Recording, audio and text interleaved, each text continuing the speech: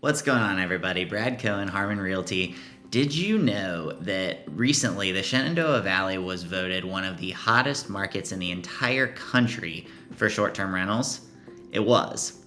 So in this video, I want to talk about what it takes to operate a short-term rental in this market. Whether you wanted a quiet cabin weekend away from the city's hustle and bustle, or get out and do some of the historic tourism in the area, or maybe you want to get out on the river or check out some of the amazing outdoor recreation in our national parks around the area, the valley's definitely become a destination for regional tourism. And as such, it's exploded with Airbnbs.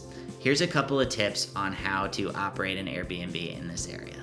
First, when you operate a short-term rental, you really want to make sure you understand the local ordinances and the rules connected to running an Airbnb. Some areas are more restrictive than others.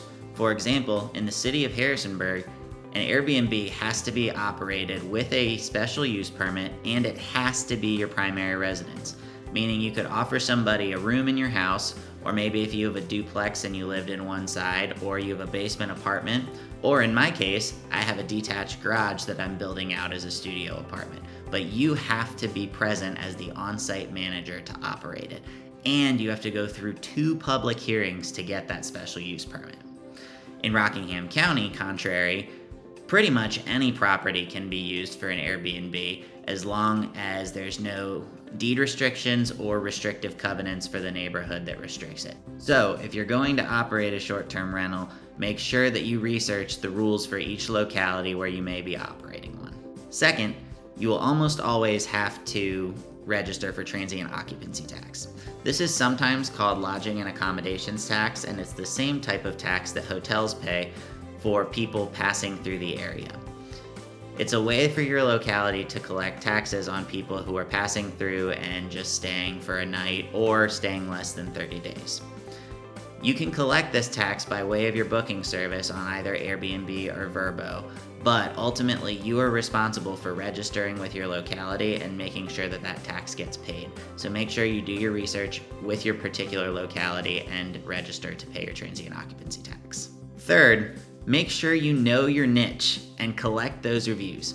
It's no secret that Airbnb is an experience. People who are looking at Airbnbs are looking for a particular type of experience. They aren't looking for that typical hotel room, overnight stay consistency. They want to go get a really unique cabin or a super modern house or a yurt or something crazy like that. So when you're doing an Airbnb, you want to make sure that you have something unique that you're offering your clientele.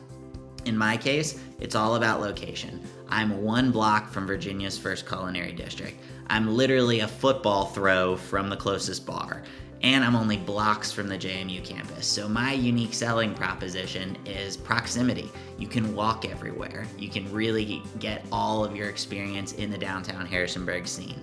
But if you're gonna be buying a property out in the middle of nowhere and there's not anything to do, then maybe that's going to be a different experience. Or maybe you're buying an Airbnb where the next door neighbor is also an Airbnb.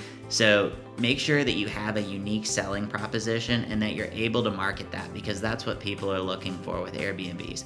And don't forget to collect reviews. It's really, really important. And if you've ever looked at an Airbnb yourself, you're going to look at the host reviews and make sure that you're working with somebody who's a really, really good host. So, in summary, Airbnb is really, really hot right now, especially right here in the Valley. It can be extremely lucrative for you as a property owner, even just inside of your own 4 walls of your property.